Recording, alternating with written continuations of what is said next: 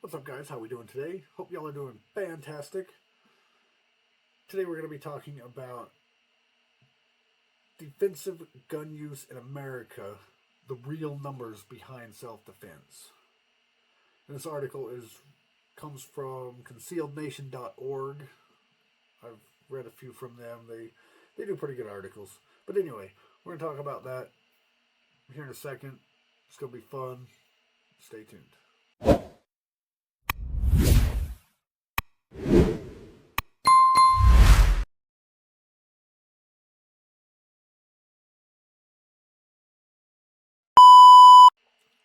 Okay, so the article is, like I said, it's about the real numbers behind self-defense. And like I said, I haven't really technically read this article, so I have no idea what it says.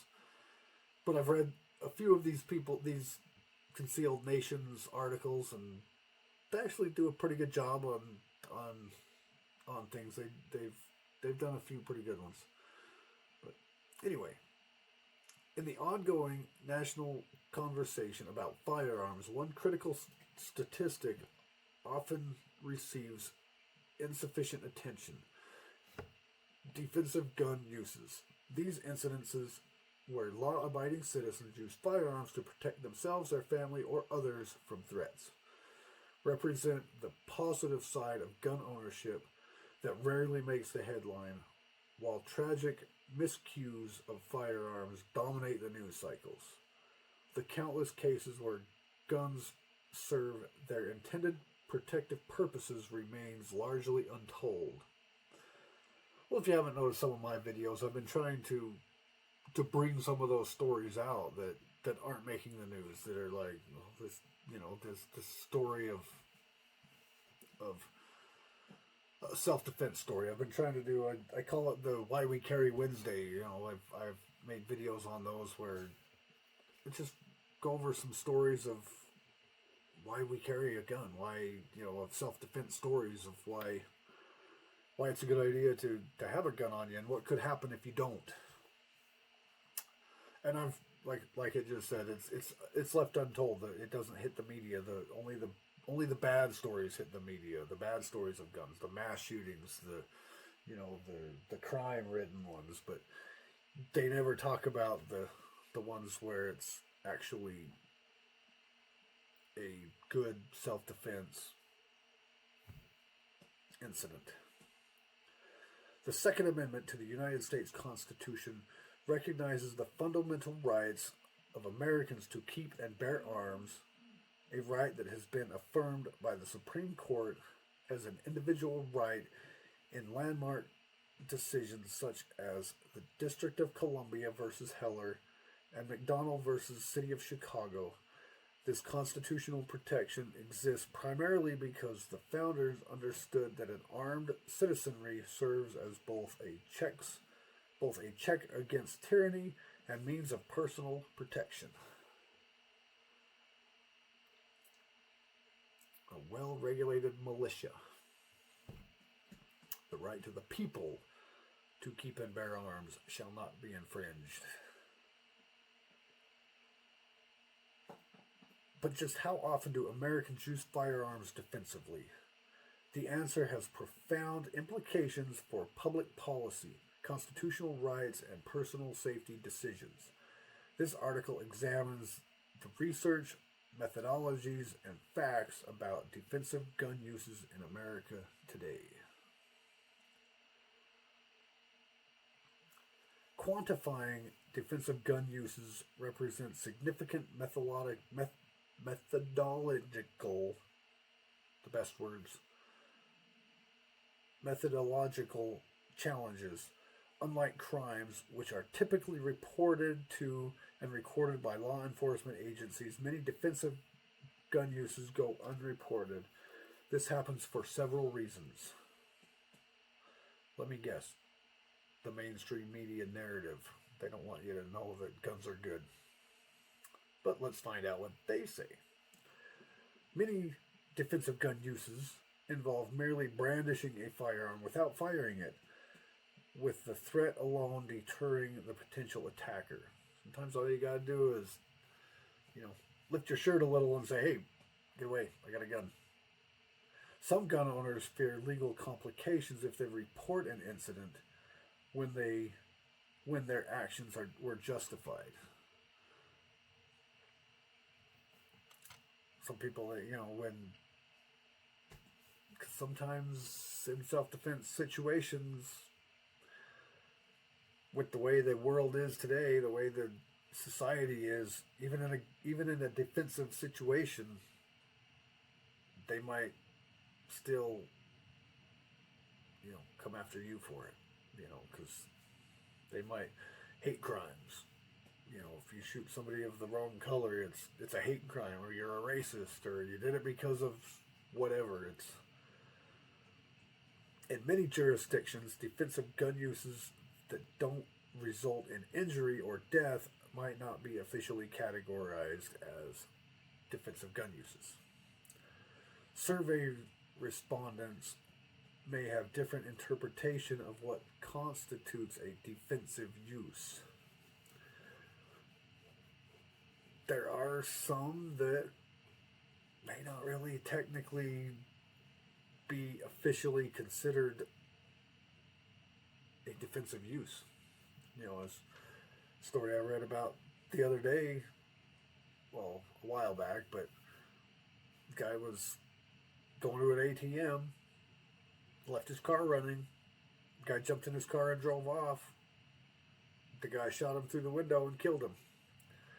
Is that a threat? Is that a defensive gun use, technically? I don't think that guy's going to get off if he didn't. I never followed up on that story, but it doesn't sound like a defensive gun use to me, because the guy was not a threat to him personally. Yeah, he stole his car, but these factors create a significant gap between official statistics and real-world occurrences, making comprehensive research challenging but essential. Several major studies have attempted to quantify defensive gun uses in America using different methodologies. I think that's how you methodologies, and producing varying results. Let's examine the most influential research. The National Crime Victimization Survey, conducted by the Bureau of Justice Statistics, produces some of the most conservative estimates of defensive gun uses. The NCVS methodology involves interviewing a national representative sample of approximately 90,000 households comprising of nearly 160,000 individuals on the frequency, characteristics, and consequences of criminal victimization. According to the NCVS data, there are approximately 60,000 to 120,000 defensive gun uses annually in the United States. This lower end estimate comes from a methodology that primarily focuses on crimes that were reported to the police, potentially missing many defensive uses that citizens choose not to report. Some don't get reported. If you don't kill the person, or if you just brandish the weapon and they run away, maybe you don't report it. If you just, if you're able to stop it just by them knowing you have a defensive handgun or something, and that stops it, it still could be considered a defensive gun use. And some of them don't get reported. Or if you shoot them and don't kill him and the guy runs away, you may just, good, he's gone. That was good. That was close. And you may not report that. So some of them don't get reported for reasons. Critics of the NCVS methodology point out that the survey doesn't directly ask about defensive gun uses, instead requiring respondents to first indicate they were the victim of a crime before any question about defensive actions were posed. This approach has many significant undercount incidences where a crime was deterred before it occurred, like for brandishing. It's just show them the weapon and crime didn't happen because they knew you have a gun, so they ran off and didn't, crime didn't happen. On the higher end of estimates is the seminal 1995 study by criminologists Gary Kleck and Mark Gertz, which found approximately 2.5 million defensive gun uses annually in the United States. Their research used a random digital dial telephone survey significantly designed to measure defensive gun uses, asking direct questions about whether respondents had used firearm defensively in the previous year. Kleck and Gertz implemented numerous methodological safeguards to prevent false positives, including detailed follow-up questions about specific circumstances of each reported incident, exclusion of cases that seemed implausible based on inconsistencies, conservative coding of ambitious respondents.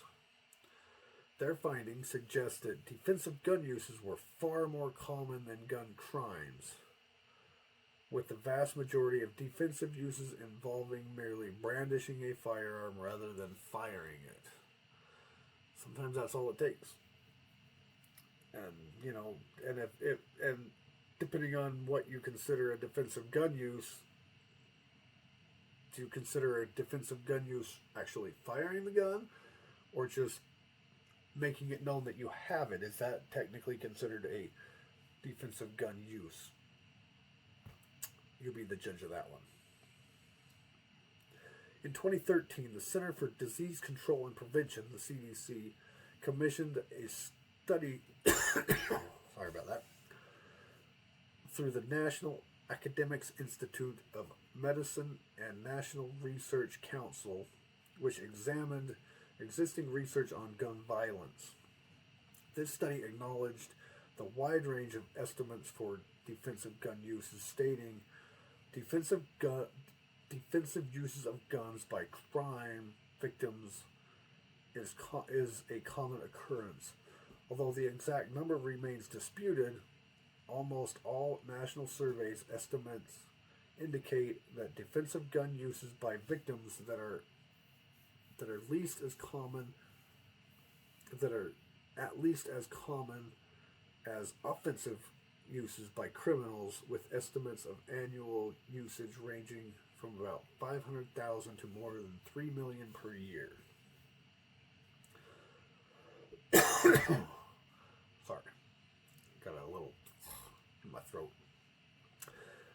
This admission from a government agency not typically associated with pro-gun positions lends credibility to the higher range estimates of defensive gun uses. In recent years, methodological improvements to the NCVS and other surveys have attempted to address previous limitations. A 2021 reanalysis of NCVS data using expanded definitions found approximately 300,000 defensive gun uses annually, a figure significantly higher than earlier NCVS estimates, but still lower than Kleck's findings. Dang. Need a drink. Meanwhile, firearm researcher John Watt's Crime Prevention Research Center has compiled numerous cases of defensive gun uses from media reports and law enforcement records, suggesting that even lower bound estimates likely undercount the true frequency of such incidences. Perhaps the most important aspect of defensive gun uses is their life-saving potential Research suggests that victims who defend themselves with a firearm are less likely to be injured or, or lose property compared to those who either don't defend themselves or use other protective strategies. This suggests that social benefits of defensive gun uses extends beyond their frequency. Each instance potentially represents a life saved or a violent crime prevented. So basically, if you have a gun, you're less likely to get injured. If you try using other ways, try using these guys or one of these guys, even one of those, you're still more likely to get injured than if you use one of these guys. So carry one of these. Carry one. I mean, even if you never use it, good. We hope you never use it. That's kind of the hope, is that you never have to use it, but you carry it just in case. But you're less likely to get hurt if you carry a gun than you do any other form of self-defense tool. Firearms serve as what some researchers call the great equalizer. Ooh, yeah, the great equalizer. Allowing physically vulnerable individuals such as women, the elderly, or disabled persons to effectively defend against stronger attackers. Survey data indicates that women and the elderly use firearms defensively at rates comparable to other demographics when accounting for firearm ownership rates, suggesting that gun ownership provides particular benefits to those who might otherwise be at a physical disadvantage when confronted by criminals. Yes, I agree. I agree to that. Women and elderly and physically lesser abled people, I don't like to call them disabled, but physically disadvantaged people, as that says, but they definitely would benefit from having a gun instead of, because especially women, I mean, all of those cases, but women, for the most part, men can, for the majority, this isn't across the board, but majority of men can overpower majority of women. Let's just say that. That's not across the board. There are some women that would kick anybody's butt. But those aren't as common. So and for them to just have like mace or pepper spray, or that may not really help much. I mean, carry a gun, especially if, they make good guns for women. They make, my mom she used a little stub nose 38 special for a while, and she didn't like the capacity of it. She didn't like how small it was. So she wanted to get an automatic, a semi-auto pistol, but she has a hard time doing the rack and the slide, so she went with the M&P EZ, which perfect, and she can rack the slide well, she can aim it, she can shoot good. So there's gun manufacturers that make guns for those kind of people, because not everybody can shoot a stub nose. Not everybody can rack the slide of a semi-auto. Some of those have solid springs, especially when they're still new. Once you've shot them a while, they tend to loosen up a little bit, but a lot of them don't go out and practice a whole lot. They just get it, shoot it a couple times and carry it, but get training. But sometimes they just don't use the gun enough, so it doesn't really loosen up a whole lot. But carry a gun, especially if you're physically disadvantaged, as this calls it, whether you're an elderly-ish person or a woman or whatever, And as it said, it is the great equalizer. So, you know, take advantage. Finishing up, last paragraph. Defensive gun uses. Wait, it's not the last paragraph. Sorry about that. I was wrong.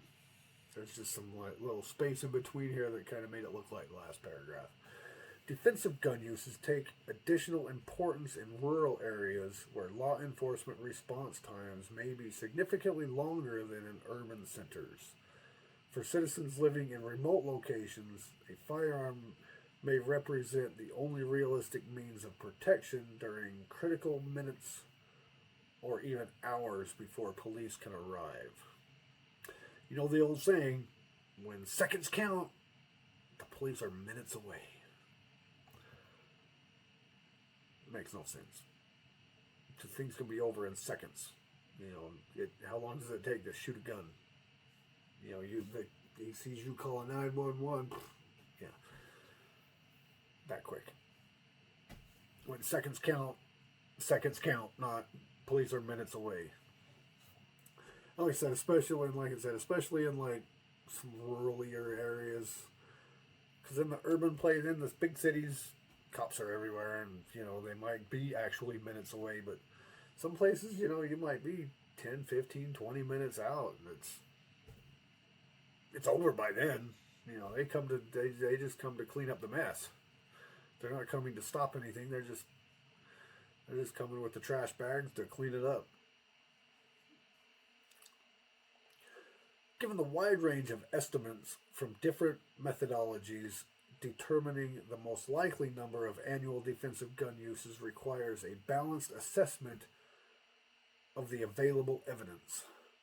The lower credible estimates come from the NCVS, suggesting around 60 to 120,000 annual defensive gun uses. The highest estimates from Kleck's research suggest up to 2.5 million. The CDC's acknowledged the range of 500,000 to 3 million provides a broad middle ground. A reasonable synthesis of this research suggests that the true number likely falls between 500,000 and 1.5 million defensive gun uses annually in the United States. This range acknowledges, one, the methodological,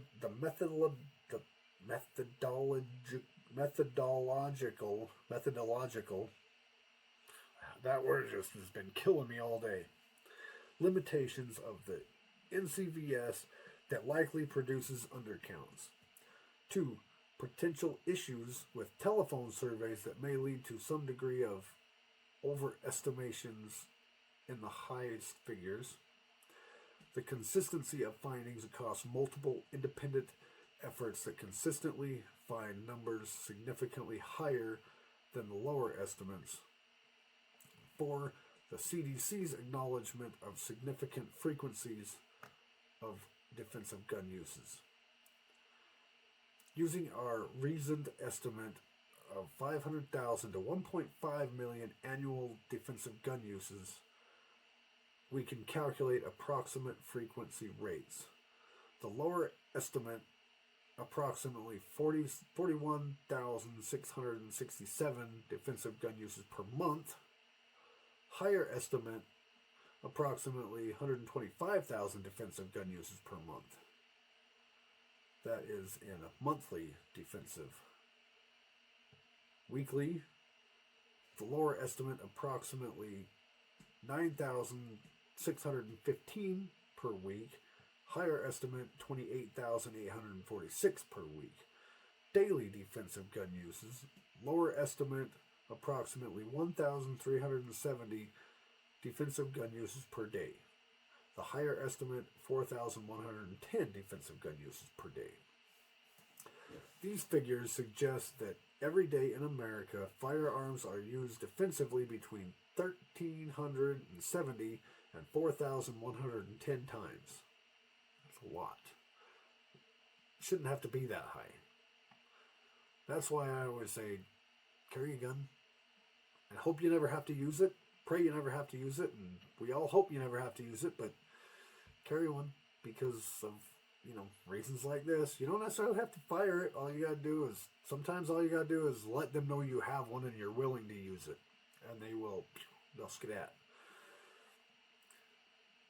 That means every hour, approximately 57 to 171 Americans protect themselves or others using a firearm. Even using the most common conservative end of our estimate range, that's more than one defensive gun use every minute of every day across America. The frequency of defensive gun uses has significant implications for public debates. Cost-benefit analysis of gun restrictions. I have been reading the headlines of these paragraphs. Any meaningful analysis of proposed gun control measures must account for both potential cost and benefits. If defensive gun use number in the hundreds of thousands or millions annually, restrictions that limit access to firearms for law-abiding citizens could potentially prevent many instances where guns would otherwise have been used to save lives. They're not necessarily, says me, and I've talked about this before, is some of these laws, they may not necessarily be infringements. I mean, everybody tries to say that gun laws are infringements, and yeah, I hear you, but some of them are like duty to retreat or certain things like that, where that's not really an infringement. They're not infringing upon your carrying a gun and your owning a gun and your ability to keep and bear. They're just saying, hey, you got to try and escape first, or you got to try. So some of these common sense gun laws aren't technically infringements, but if we had common sense gun ownership, we wouldn't necessarily need these common sense gun laws. But we know what these gun controllers are trying to do. I mean, we know what their intentions are. But if we all had the same intentions, common sense. Just call it common sense. You don't need common sense gun laws. You don't need common sense gun ownerships. You just need common sense, basically. But the more they restrict our rights to keep and bear arms, or the more they keep, the more restrictions they put on our ability to defend ourselves, those numbers are obviously those defensive gun uses are actually going to go down because we can't defend ourselves, and the crime is going to go up. Training and education. The high frequency of defensive gun uses underscores the importance of proper training and education for gun owners. With potentially millions of defensive situations annually, ensuring that gun owners understand safe handling, appropriate defensive tactics, and relevant legal standards becomes a public safety priority. Yes it does. Get training, get knowledge, and use the right, and again, have common sense. Don't shoot somebody driving away in your car. Don't, I did another one the other day that some dude was carrying a high point in his belt without a holster with one in the chamber. It started to move. He went down to adjust it and pulled the trigger. And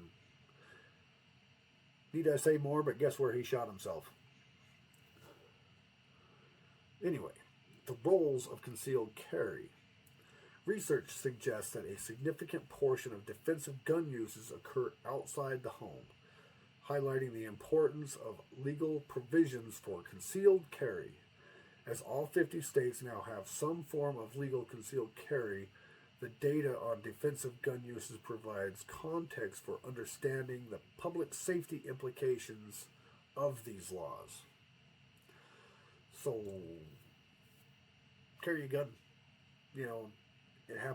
Most of these crimes occur outside the home. A lot of them occur inside the home, your home invasions and stuff, but that's not quite as common as outside the home.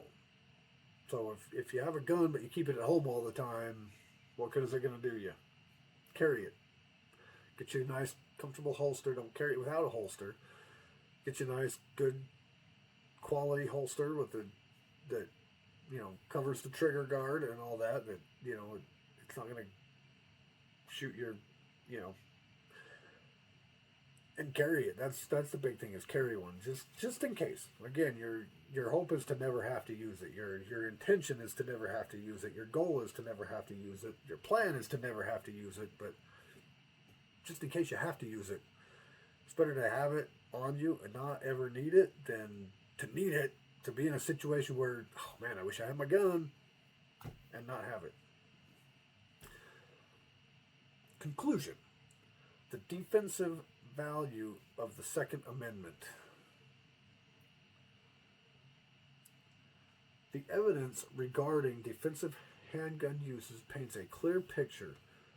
Firearms in the hands of law-abiding citizens contribute significantly to public safety and personal protection, with a reasoned estimate of between 500,000 and 1.5 million defensive uses annually, translating between 1,370 and 4,110 instances daily.